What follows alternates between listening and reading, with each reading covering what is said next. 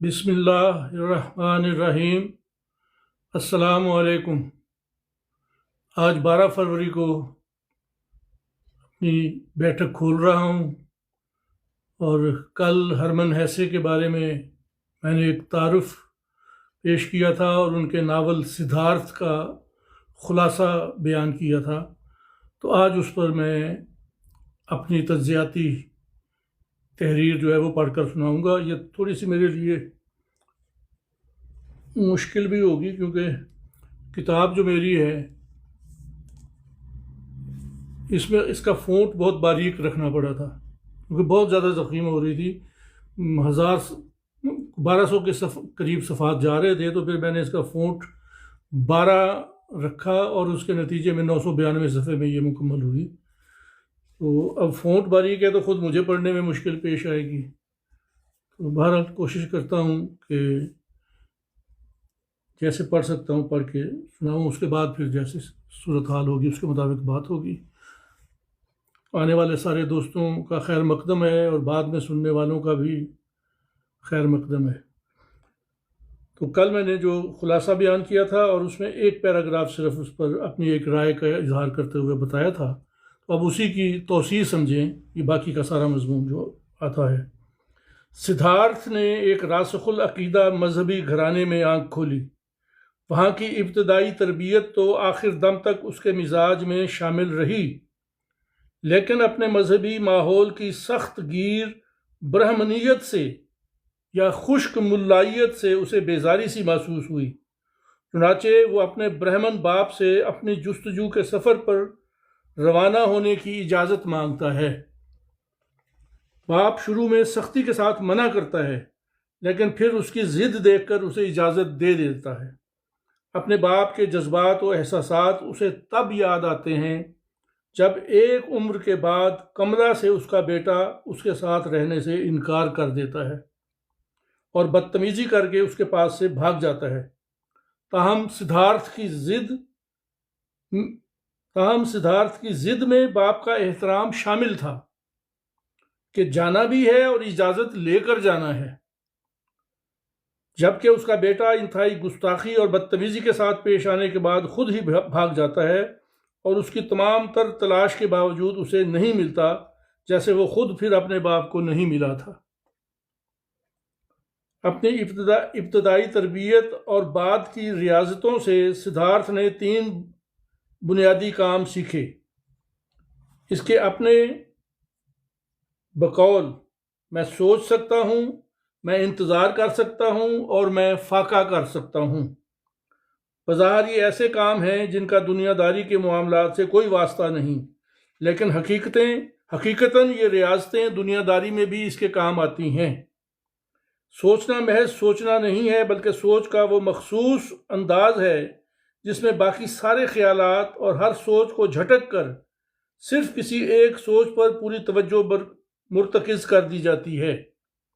ارتکاز کی صلاحیت سے پوری طرح کام لینا بلا شبہ بڑی ریاضت چاہتا ہے۔ انتظار کرنا بھی ایک بڑی خوبی ہے کہ جس کام کی تکمیل کے لیے ایک معین وقت درکار ہے اس کے لیے انتظار کرنا لازم ہے، ورنہ بے صبری اور جلد بازی سے بنا بنایا کام بھی خراب ہو جاتا ہے۔ فاقہ کرنا انتظار کے عرصہ میں معاون ثابت ہوتا ہے۔ خالی جیب انسان فاقہ کر سکے تو دستے سوال دراز کرنے سے بچ سکتا ہے، لیکن سدھارتھ نے تو بھیک مانگنے کا کام بھی سیکھا ہوا تھا۔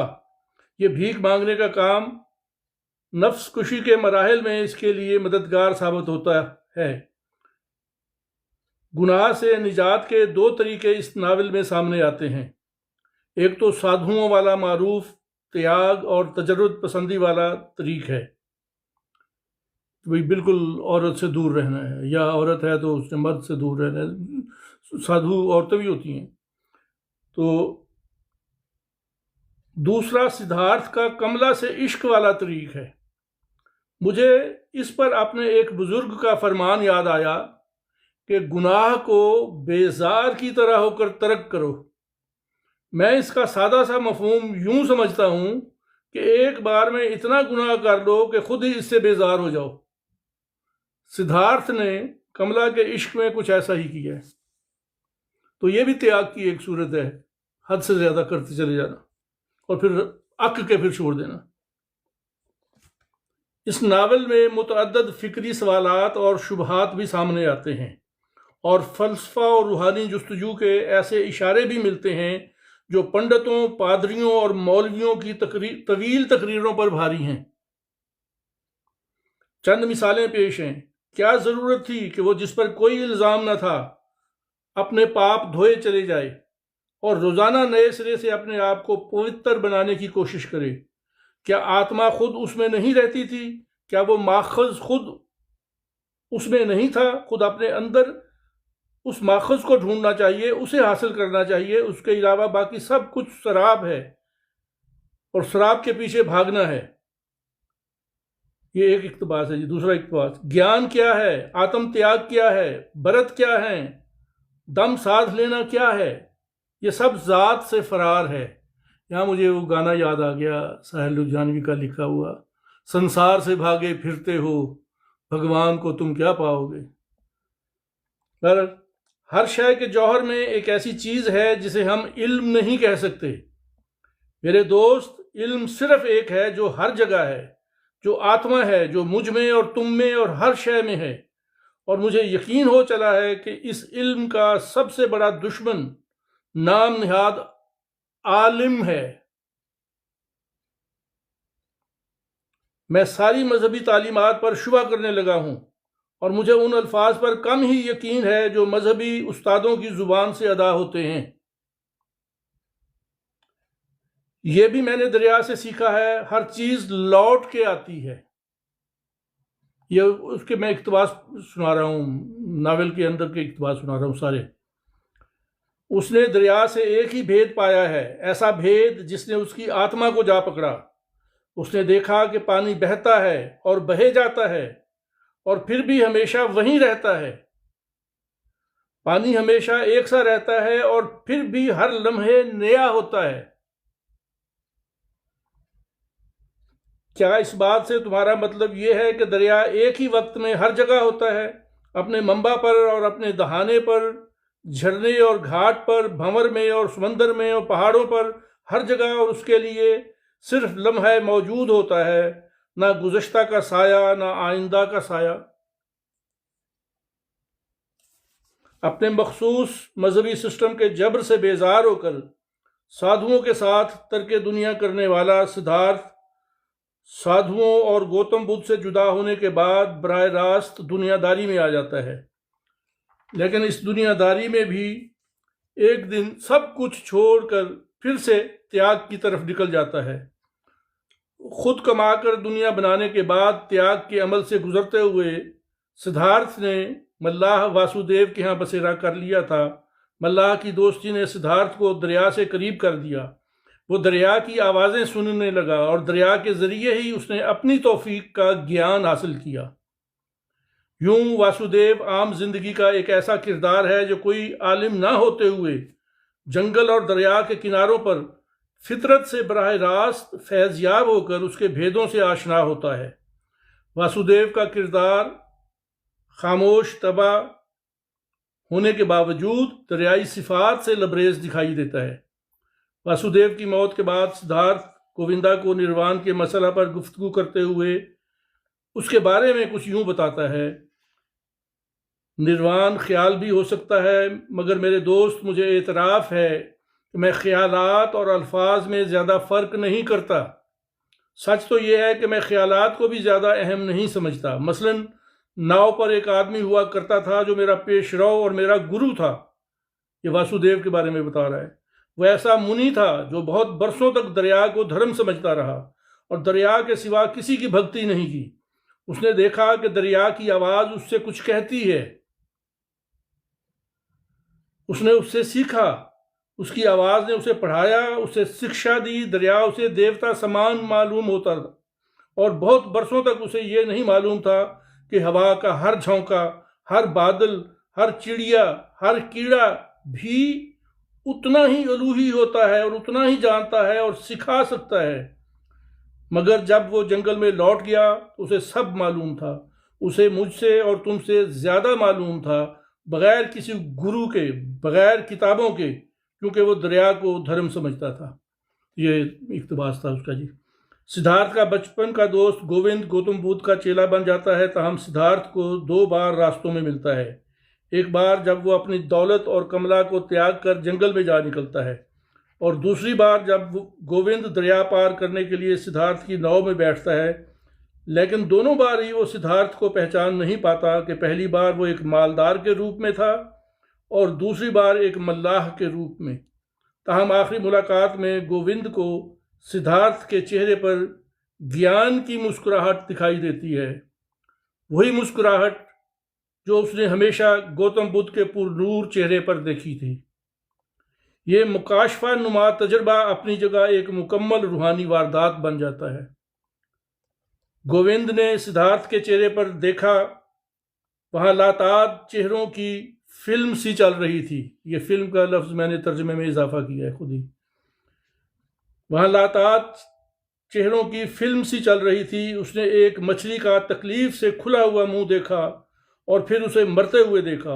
ایک نوزائیدہ بچے کا چہرہ دیکھا جس پر بڑھاپے کی جھریاں پڑی ہوئی تھیں۔ پھر اس نے ایک قاتل کو دیکھا جو کسی کو چھرے سے قتل کر رہا تھا، اور اسی لمحہ میں اس قاتل کو سزائے موت پاتے دیکھا۔ اس نے مردوں اور عورتوں کو ننگ دھڑنگ سرور و مستی کی حالت میں لپٹے ہوئے اور عشق کے مراحل طے کرتے ہوئے دیکھا۔ اس نے ایسی ہزاروں بلکہ ان گنت شکلیں دیکھیں جو ایک دوسرے سے محبت اور نفرت کے رشتوں میں بندھی ہوئی تھیں۔ وہ ایک ہی وقت میں ایک دوسرے کو تباہ اور ہلاک بھی کر رہی تھیں اور پھر اسی وقت نیا جنم بھی لے رہی تھیں۔ یہ سب فانی شکلیں تھیں، لیکن پھر بھی ایک نئی شکل کے ساتھ دوبارہ سامنے آ جاتی۔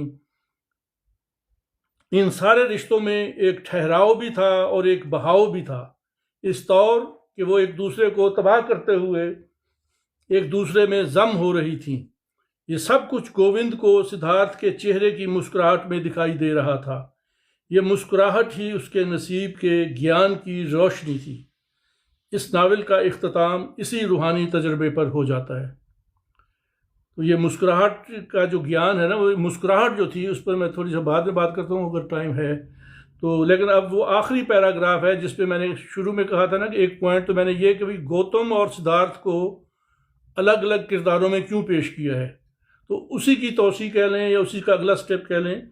تو یہاں وہ میں نے تجزیہ کیا ہے جس کے بارے میں میری خوشگمانی ہے ابھی تک کہ مغربی دنیا میں بھی کسی نے یہ انالیسز نہیں کی۔ ہرمن ہیسے پہ بہت لکھا گیا ہے، اس کو بڑا اپریشیٹ کیا جاتا ہے، لیکن یہ پوائنٹ جو میں اب پڑھنے لگا ہوں یہ کسی نے میرے نوٹس میں نہیں ہے، اور کرسٹینا جی نے بھی پھر وعدہ کرنے کے باوجود پھر کنفرم نہیں کیا، اور مجھے پتہ ہے کہ اگر کوئی مل جاتا تو وہ ضرور مجھے بتاتی، مل گیا بھائی۔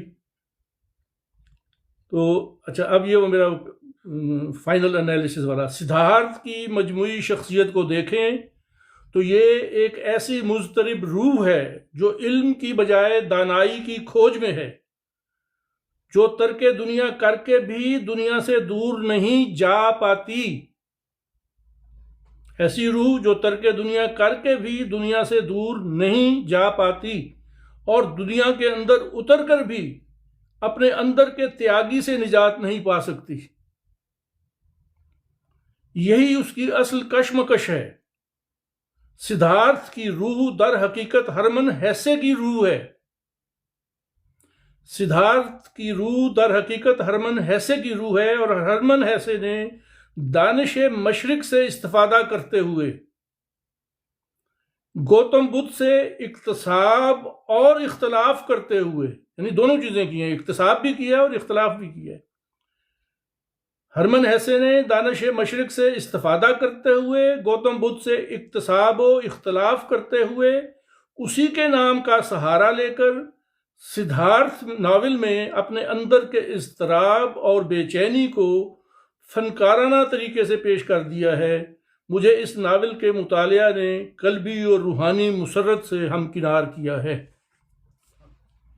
یہ جناب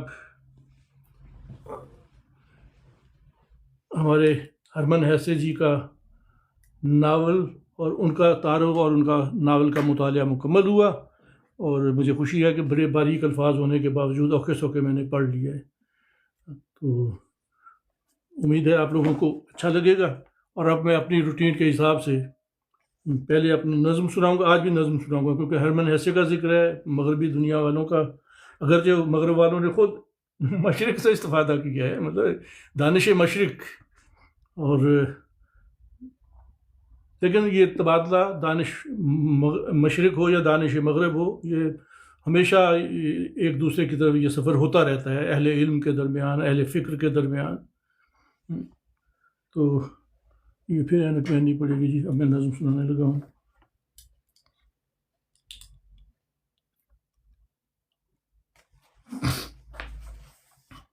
یہ ایک نظم ہے. چلو ایک نظم لکھتے ہیں،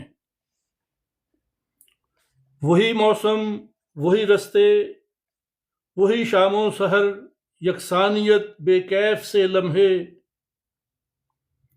گناہ کی رغبتیں، اشک ندامت، نیکیوں کی لذتیں،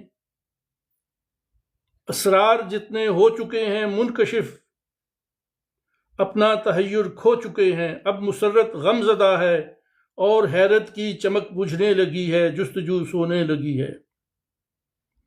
وہی موسم، وہی رستے، وہی شام و سحر، یکسانیت بے کیف سے لمحے، گناہ کی رغبتیں، اشک ندامت، نیکیوں کی لذتیں، اسرار جتنے ہو چکے ہیں منکشف، اپنا تحیر کھو چکے ہیں، اب مسرت غم زدہ ہے اور حیرت کی چمک بجھنے لگی ہے، جستجو سونے لگی ہے. بدن سے روح تک کے کتنے ہی اسرار تھے جو کھل چکے کب کے، کسی تپتے ہوئے صحرا کی گرمی پی گئے دریا، کسی تپتے ہوئے صحرا کی گرمی پی گئے دریا، عجب سیرابیاں تھیں پیاس کی لذت ہی کھو بیٹھے. کسی تپتے ہوئے صحرا کی گرمی پی گئے دریا، عجب سیرابیاں تھیں پیاس کی لذت ہی کھو بیٹھے. نہ اب کوئی غزل یا ماہیہ کہنے کی اندر سے کوئی تحریک ہوتی ہے، نہ سردی اور گرمی میں کوئی تفریق ہوتی ہے. چلو ٹھہرے ہوئے ان موسموں میں کوئی تبدیلی سی لاتے ہیں، چلو ٹھہرے ہوئے ان موسموں میں کوئی تبدیلی سی لاتے ہیں، تحیر کی نئی دنیاؤں کی سوئی ہوئی سی جستجو بیدار کرتے ہیں، مسرت کو ہنساتے ہیں. چلو اس بلب کا سوئچ آف کر کے موم بتی کو جلاتے ہیں، چلو اس بلب کا سوئچ آف کر کے موم بتی کو جلاتے ہیں، قلم کاغذ اٹھاتے ہیں، کئی برسوں کی اس یکسانیت کی گرد کو سر سے جھٹکتے ہیں، ذرا رستہ بدلتے ہیں، چلو ایک نظم لکھتے ہیں. تو یہ جی نظم سی. میرا آج کا کام پورا ہو گیا.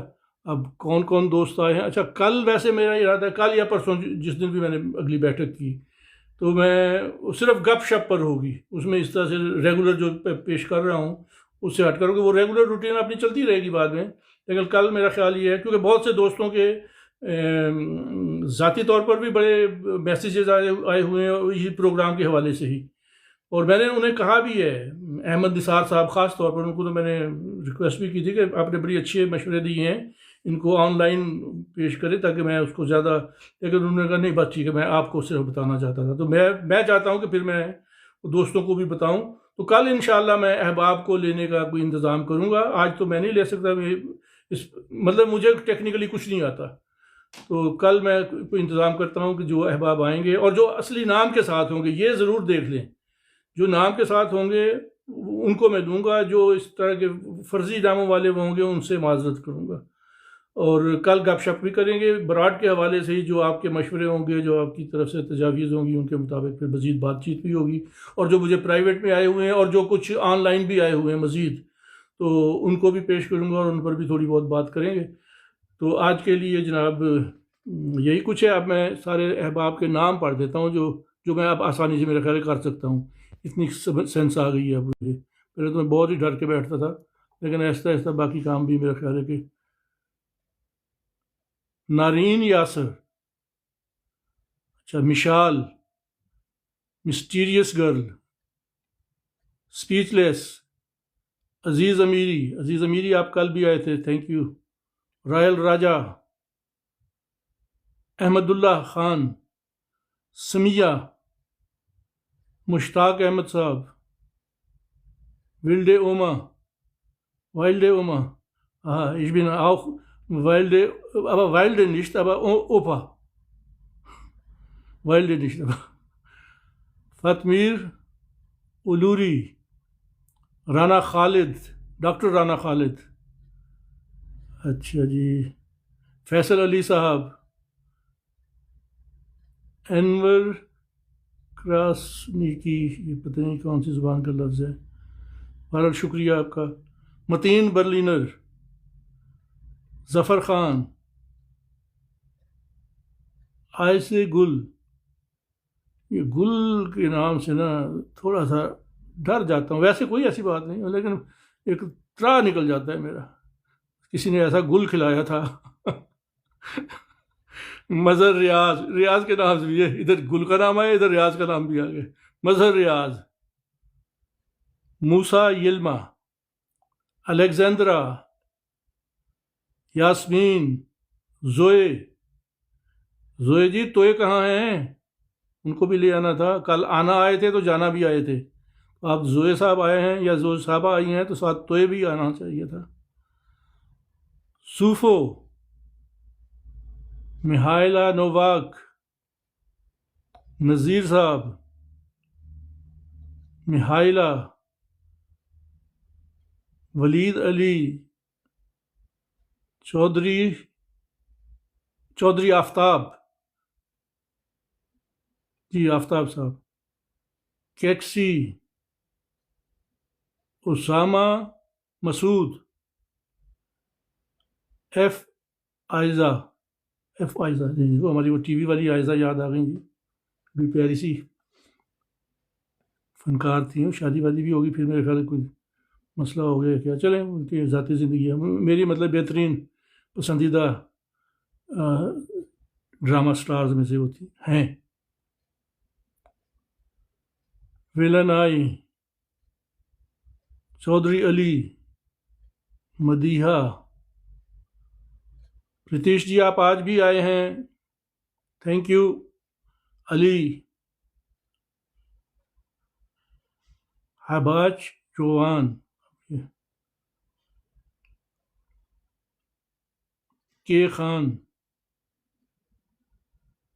مومو پٹھان، محمد ریاض، امی جی، تھینک یو امی جی، آپ ادھر بھی آتی ہوتی ہیں، ہمارے عثمان والے براڈ پہ بھی آپ آتی ہوتی ہیں، میرے ذہن میں ہے، سمی سونی بلا، یہ کیا نام ہے یار، شکر ہے کچھ اور نہیں تھا، میں تو روانی میں پڑھ گیا تھا ایک دفعہ، کیکسی، علی احد، احمد علینا،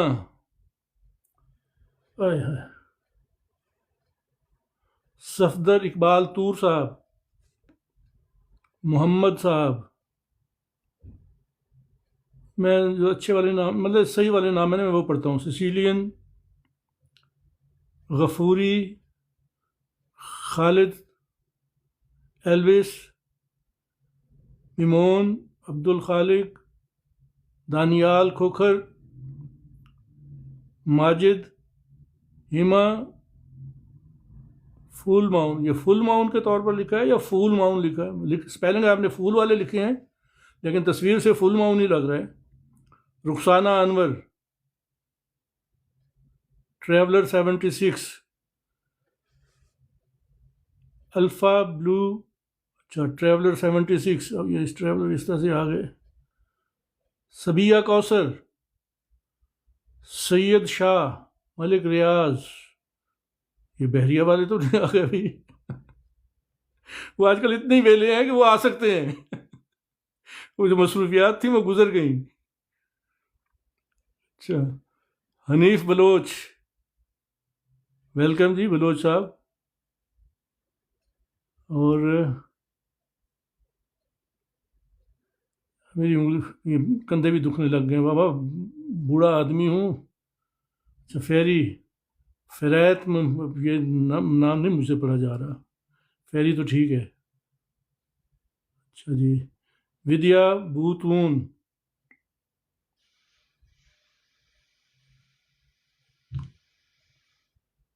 آنا، آج آنا آئے ہیں لیکن جانا نہیں آیا آج. انگلیکا، میلیسا، کیسر باجوہ، نسا،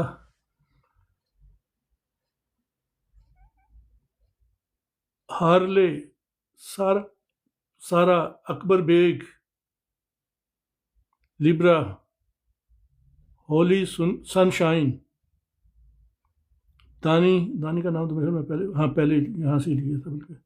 تو ایم رانا صاحب. تو یہ جناب سارے احباب آئے ہیں، سب کا شکریہ.